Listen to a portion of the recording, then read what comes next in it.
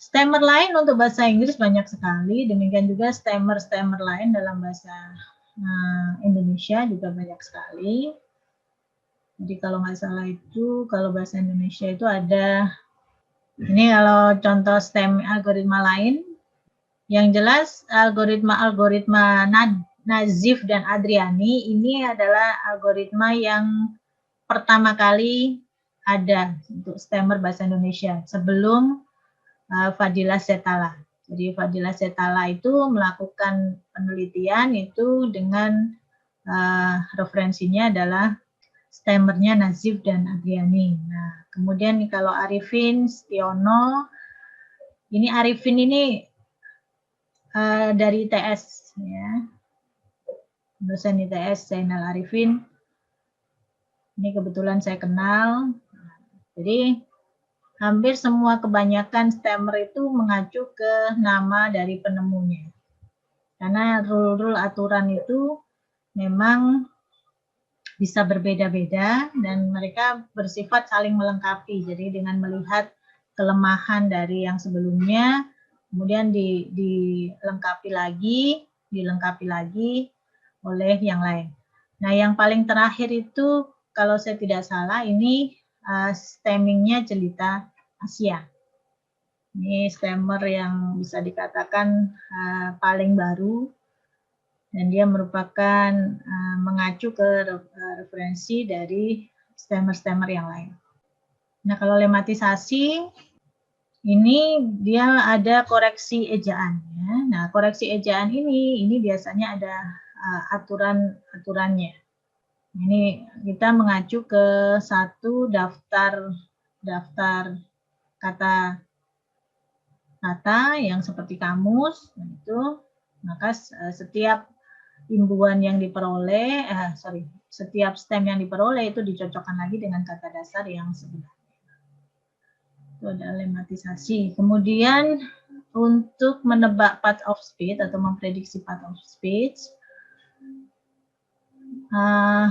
ini juga merupakan satu proses yang cukup tricky, ya. Jadi cukup tricky dan membutuhkan effort yang cukup besar. Karena apa? Karena baik di bahasa Indonesia dan bahasa Inggris ini kita banyak bermunculan kata-kata baru setiap hari. Nah, kata-kata baru itu dimasukkan ke bagian pengucapan yang mana, apakah kata kerja, apakah kata benda, nah itu juga perlu pengetahuan. Nah, ini contoh path of speech dalam bahasa Indonesia. Nah, itu ada nomina, nouns, itu kata benda, kemudian pronouns, ya, adjektif, kata sifat, verba, kata kerja, adverb, kata keterangan, preposisi, kata depan, kemudian konjungsi itu ada kata sambung, lalu ada kata seruan atau kita sebut dengan interjeksi. Ini path of speech dalam bahasa Indonesia.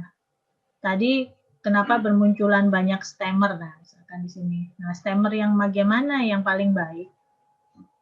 Nah, ini kualitas dari stemmer itu bisa dievaluasi.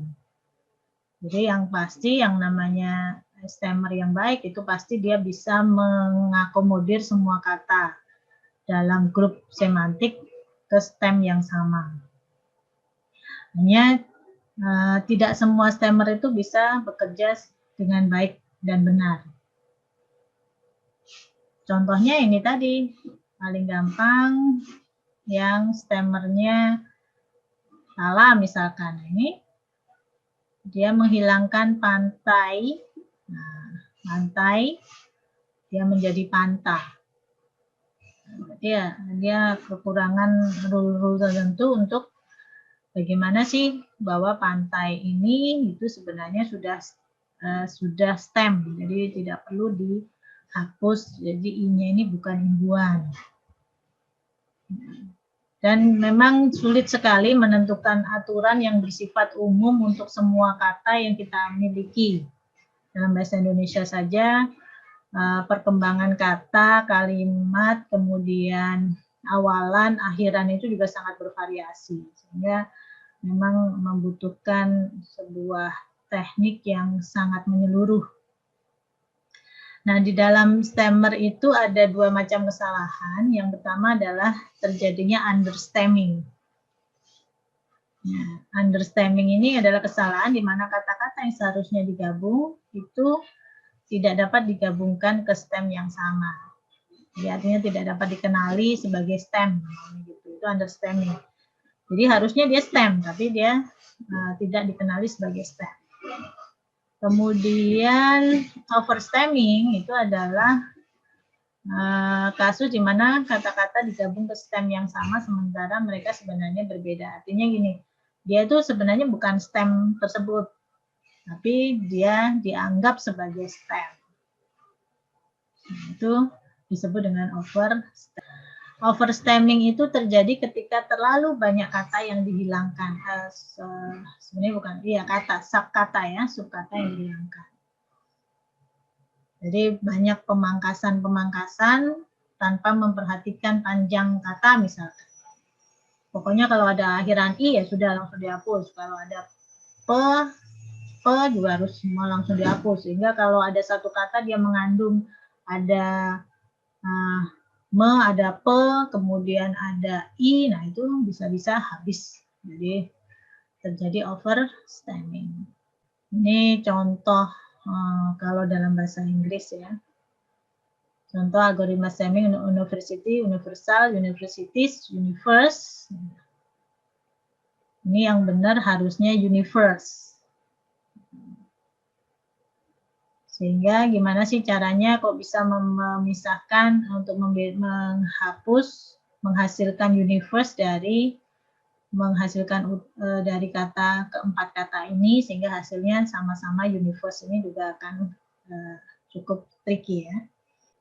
Nah ini kalau kondisi understanding itu terjadi ketika kita memiliki beberapa kata yang sebenarnya adalah terbentuk dari kata yang lain. Nah, contohnya kalau dalam bahasa Inggris itu untuk kata-kata data dan datum. Nah, ini menjadi data dan datu. Harusnya sama-sama dat misalkan. Nah, hanya bagaimana kalau ada kata date? Apakah ini juga terjadi seperti itu? Misalkan ini data dan datum ini bisa kita ambil dengan menghilangkan yang A atau akhiran sembarang yang ada di belakang. Bagaimana kalau date?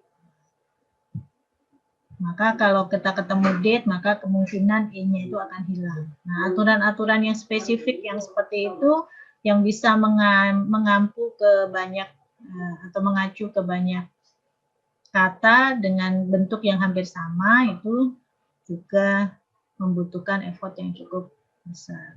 Ini contoh tool stemming yang menggunakan Porter Stemmer. Ini ada bahasa Indonesia. Kalian bisa coba klik. Itu ada di snowballstem.org.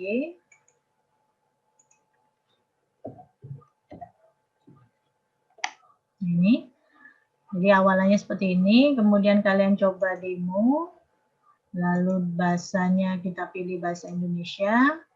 Nah, misalkan kita masukkan di sini adik berlarian ke sana kemari.